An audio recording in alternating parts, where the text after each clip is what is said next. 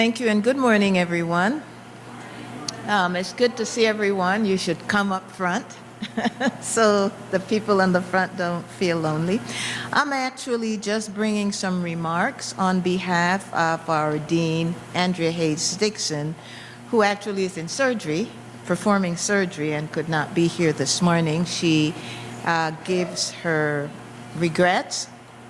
I want to welcome you all to the 2022 International Conference in Stigma, and definitely thank the organizers of this year's conference for doing a wonderful job of putting this together. As was mentioned before, the last 2.5 years has been challenging, to say the least, dealing with COVID, and as a physician trained in infectious diseases, I was face forward, and I've had my fair share of experiences with patients diagnosed with diseases such as HIV, etc., and know the impact of stigma. I was there at early 35 years ago of taking care of patients and dealing with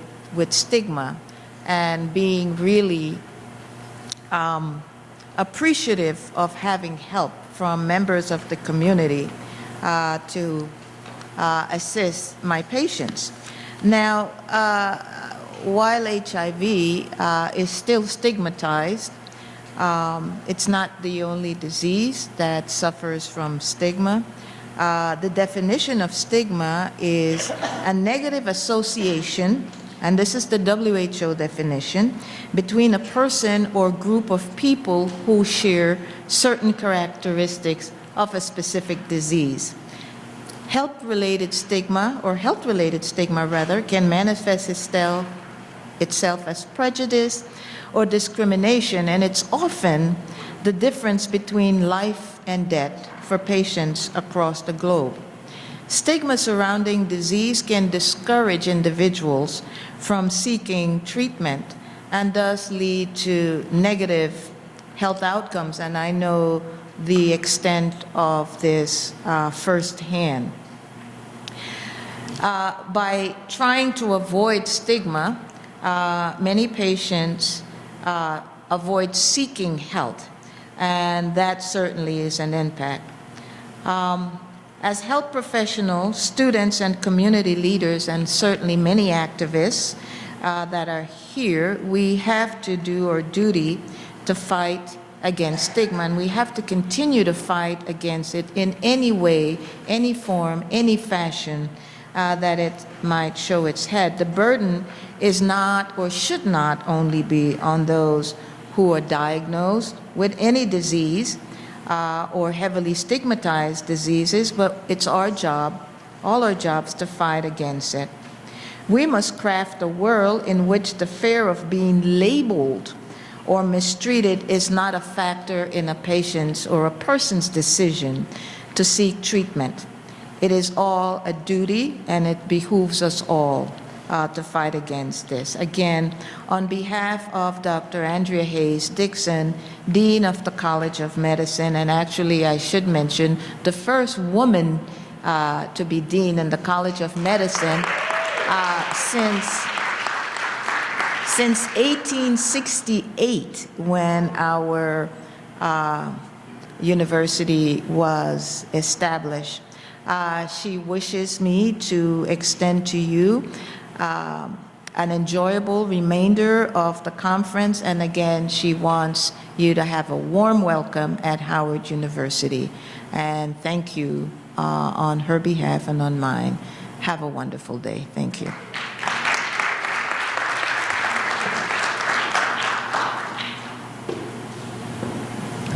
Wow, we're still doing first. I love it. Okay. Again, my name is Lisa Fager. I'm your MC for the day for the 13th Annual International Conference on Stigma. I love seeing you all, but we are still working in fighting stigma. So you know, one day we're just going to meet and have a good time, and stigma's not going to be around. I hope so. That's the goal. So I want to make sure our next panelists are here. Is Charles Chazor here? Hey. So I want to say good morning, Charles. Mr. Charles Chazor Jr., the Director of Center to End the Epidemics, and Terrell Parker, Escalate Manager from NMAC. They will be our next speakers. Is Terrell also here? We only need one at a time, so that's good. We're just going to start with Mr. Charles. And followed by those two, we will also have a vocal selection from Alicia Lawson, who's a senior at Duke Ellington School of the Arts here in Washington, D.C. Come, Charles. Charles will now present.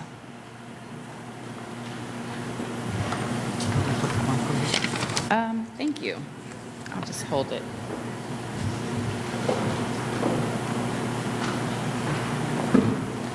All right. Good morning, everyone. How are you all doing today? All right. I'm doing well. I will be very honest and transparent. I am the director of the Center to End the Epidemics here at NMAC. But my colleague, Terrell Parker, really is the star of our Escalate program, which is what I'm here to speak about. Unfortunately, Terrell had some flight issues and things of that nature, so he was not able to make it here on time. But I do want to make sure that I can share a little bit of the greatness that we do produce. So again, my name is Charles Chazor Jr. My pronouns are he, him, his.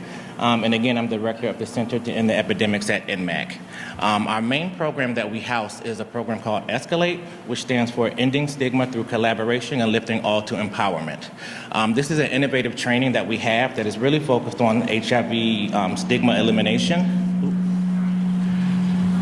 All right. Focused on HIV stigma elimination. And there's a number of components. So with our programming, what we're aiming to do is to work with the, so my baby took her mask off. I didn't realize she was right here, but Tammy Kinney, I apologize. She catches my heart. I love this woman right here. She just shocked me. So our Escalate program, what we do, we have a number of components. Our main component is our training program, and our training program is aimed for 75% organization and 25% community, and the focus is for HIV stigma elimination and the continuum of care for HIV. And so we recognize through these systems that there are different types of stigma, things that we address as well as racism, leadership, things of that nature that are barriers to access to care, especially for communities of color who are impacted by HIV. We also have additional components, which is our TA, or targeted technical assistance for organizations, to make sure that the things that you need to set forth with your organization to help eliminate those stigmas, that we have a team in place to make sure that you are able to achieve those goals. Another component that we have is our learning collaboratives, or you may see it as an LC. And a learning collaborative is about 18 months worth of targeted, I guess a group kind of TA, essentially, to make sure that folks are able to, as well as to implement those changes that are needed to push forward their organization in a less stigmatizing space. So again, my name is Charles Chazor Jr. Our main program that we're here in collaboration with Howard University is our Escalate program. For more information on Escalate, I want to make sure that you all can reach us at targethiv.org/escalate. And I'll be around if anyone has any questions, any concerns. I have business cards, all of that good jazz. I just want to make sure that anyone that has any questions or concerns about what we're doing or what we're trying to create, that we can give you that information. I guess that'll pretty much about wrap me up. Again, my colleague Terrell Parker really is the star, so he will have so much more bread and butter to give, but I just want to make sure that I can at least pay homage to him and make sure that I can at least explain what's going on with our programming. Again, if you have any questions, I'll be around all day, and I would love to speak to each and every one of you. All right? Thank you so much.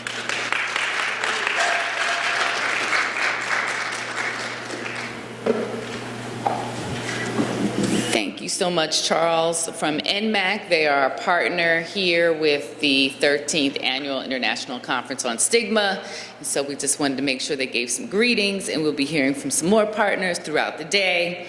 And now we're going to play our video of Alicia Lawson. My name is Alicia Lawson, and I will be singing John Lennon's Imagine. Can you turn it up?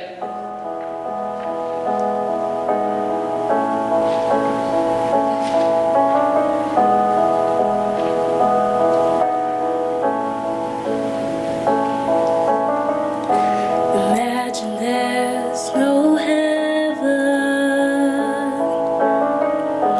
It's easy if you try. No hell below us, above us only sky. Imagine all the people living for today. Imagine there's no countries. It isn't hard to do. Nothing to kill or die for, and no religion too. Imagine all the people living life in peace. You may say I'm a dreamer, but I'm not the only one. I hope someday you can join us, and the world will be as one. Imagine no possessions. I wonder if you can. No need for greed or hunger. A brotherhood of man. Imagine all the people sharing all the world. You may say I'm a dreamer, but I'm not the only one. I hope someday you can join us, and the world will be as one. Thank you. Hi, my name is Rachel. That was awesome. That was Alicia Lawson, and she's a senior at Duke Ellington High School of Performing Arts here in Washington, D.C., located just a couple miles from here. Next, I would like to bring Nisa Muhammad, the Assistant Dean for Religious Life, and Reverend Michael Dickerson, the chaplain for Howard University Hospital, to give the invocation and benediction. Welcome.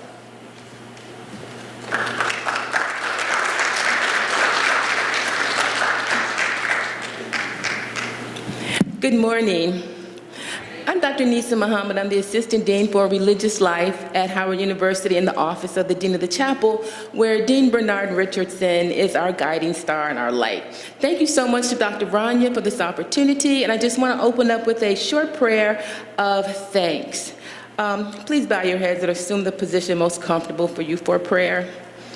Dear God, in the name of God, the Beneficent, the Most Merciful, thank you for the gift of Howard University.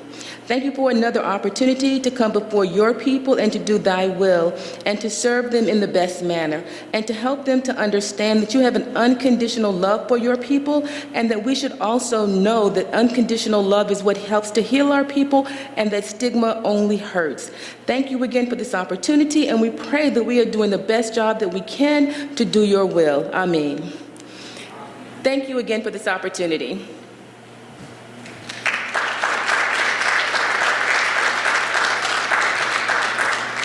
Good morning, everyone. My name is Michael Dickerson. I serve as a chaplain at Howard University Hospital. Again, as my sister said, we thank God for the opportunity just to come and to be a part, understanding what God has, how He has created us. He created us equal. He created us with no limits, and He created us as one. So as we go into this day of eliminating stigma, eliminating all sorts of discrimination in all forms, we just thank God for the opportunity that we have been allowed to partner with you. Howard University Hospital joins in solitude and solidarity with Dr. Rana. We see each other all the time, and we just stand with them, and we thank God for the organizers and everyone, and the opportunity to come as well. God bless you all. See you soon.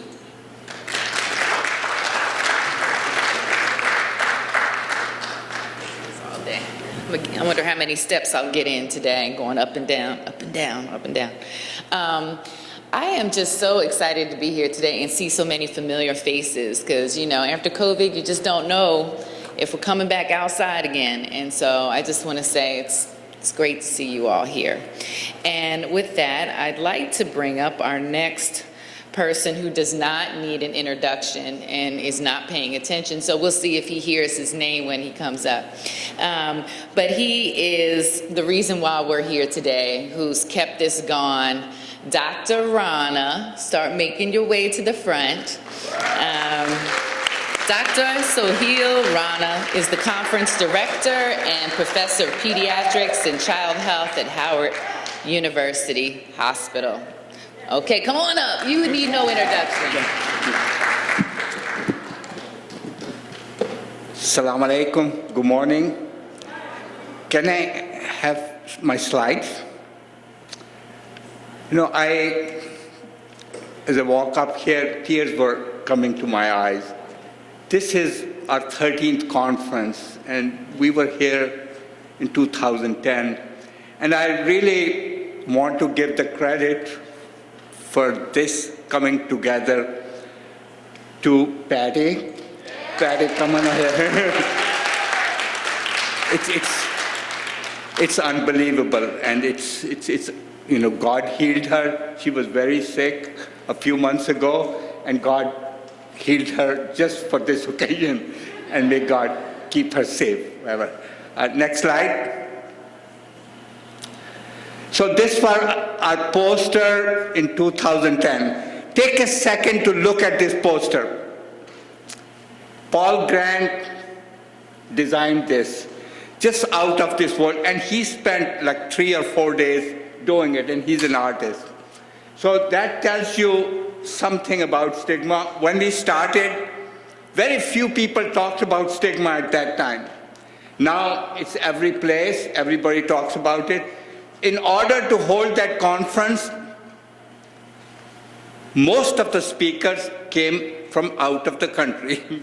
So Suniti Solomon, people from Africa, because there wasn't that much work. There were people working, but for example, Dr. Laura Nyblade and Stengel, but they were working in Africa. So very little work was going on.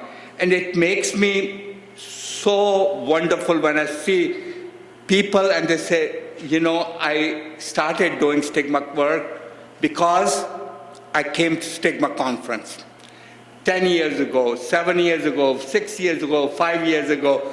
And you know, that is what we are all about, to provide a platform, but a place to get inspired and go do your work, and we'll be there to support you no matter what you do.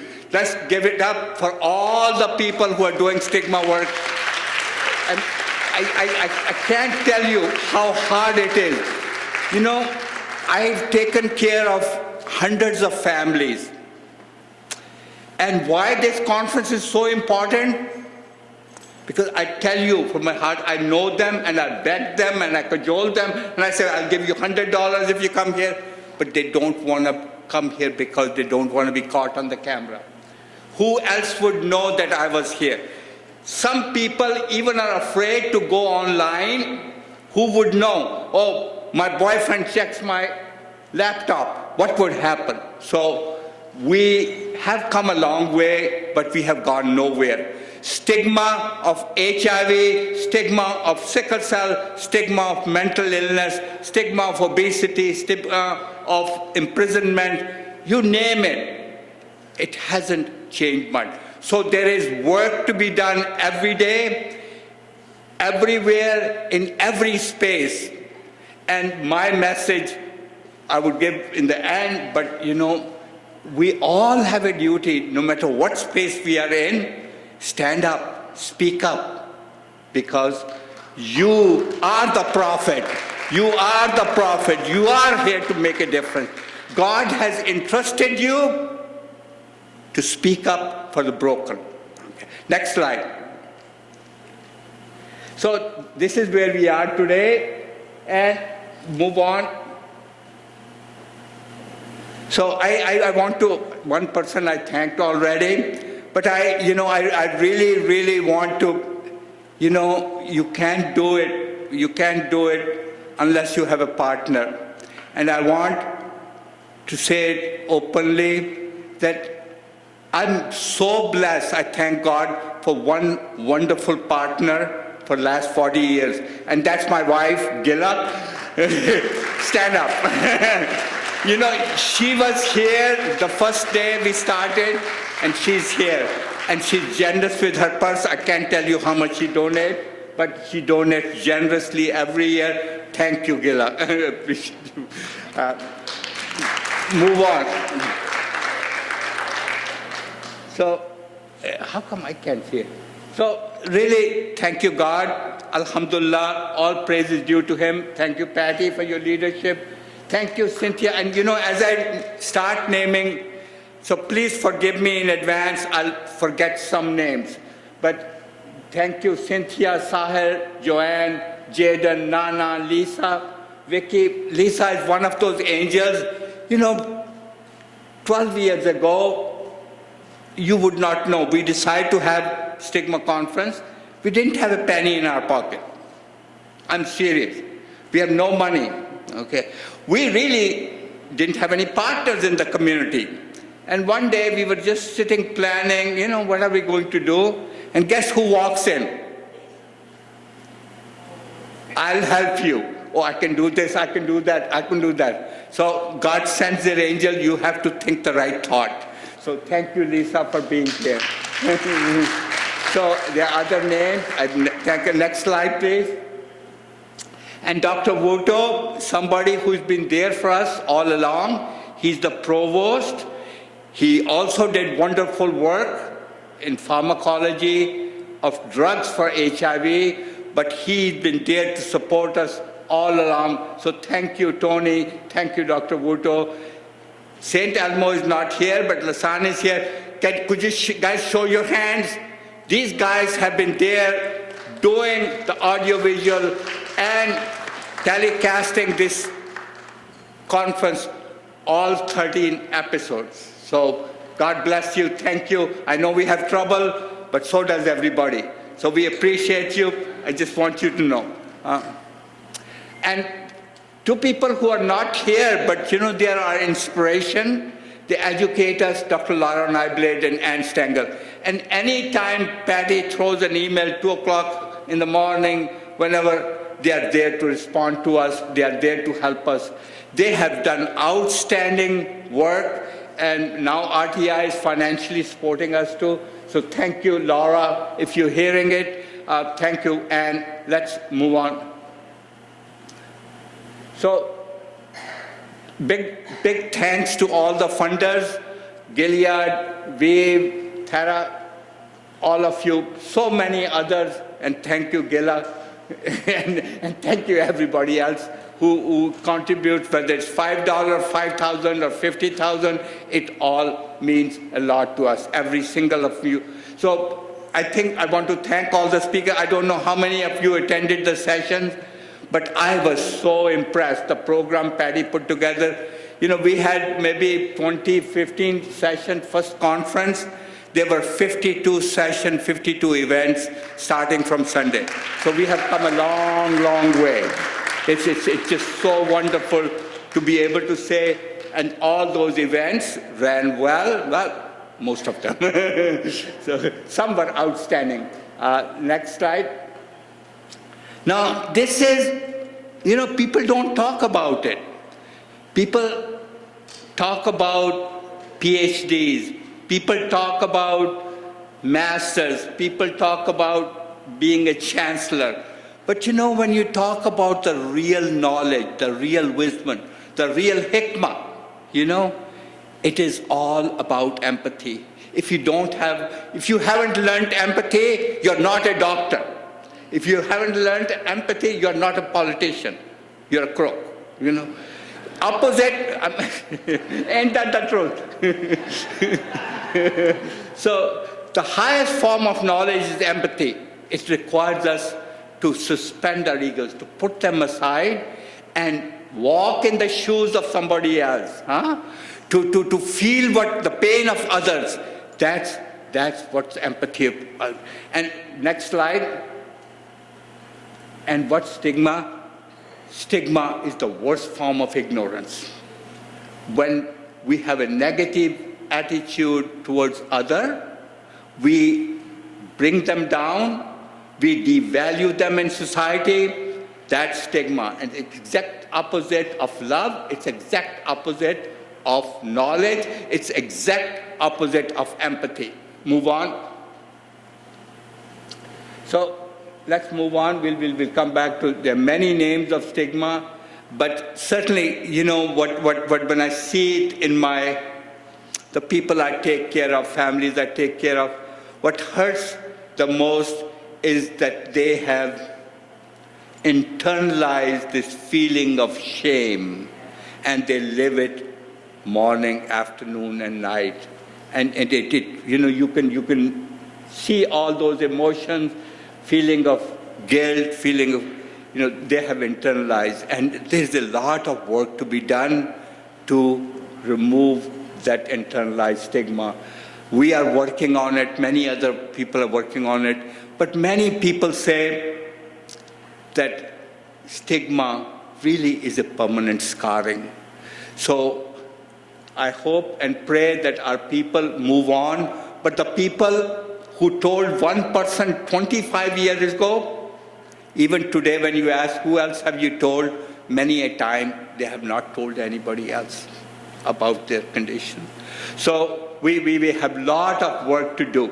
Next slide. So it's one of the biggest public health challenges, and it's ignored, not much funding.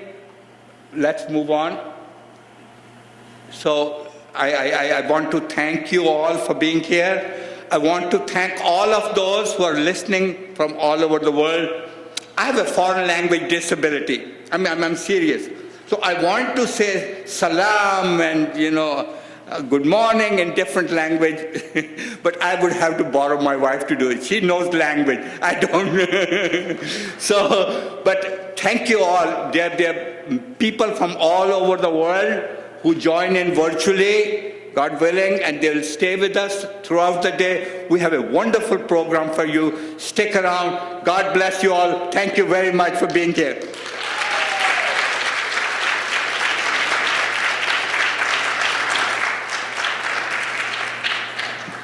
Good morning. Dr. Rana reminded me when I met him 13 years ago, I was working with the Congressional Black Caucus Foundation on their HIV/AIDS policy initiative, which is no more. But that's why I was so heavily involved. But I stopped doing HIV policy about 7 years ago, but I haven't stopped doing this. So my life has led me in a lot of different areas, consulting with HBCUs and civil rights organizations, but this is very important to me. And ever since I met Dr. Rana and folks here at Howard, it's an amazing conference. People in the room are people living with HIV, they're advocates, they're activists, they're doctors, they're almost doctors, they're students, it's just an amazing group of people to have this discussion with. There are people doing pharmaceutical work, so you get to ask all these questions of the people you have in this room. These are the same people that go to all the other conferences that have to pay $800, $900 to get to, but you're talking to them. And then we have our virtual folks that pop in. I mean, that's the one thing we learned from COVID. We've really perfected bringing the folks in the room who are all over the world. So I'm excited about this conference every year. I learned something. So thank you, Dr. Rana, for putting up with me, because the first 5 years we were like, I don't agree with that. No, we shouldn't do that. Yes. And now we're just like smooth sailing. Patty does everything. No, just kidding. This is awesome. So the next folks that we have up, I would now like to welcome to the stage Dr. Pete Thomas of Prima Health Solutions in Chicago, who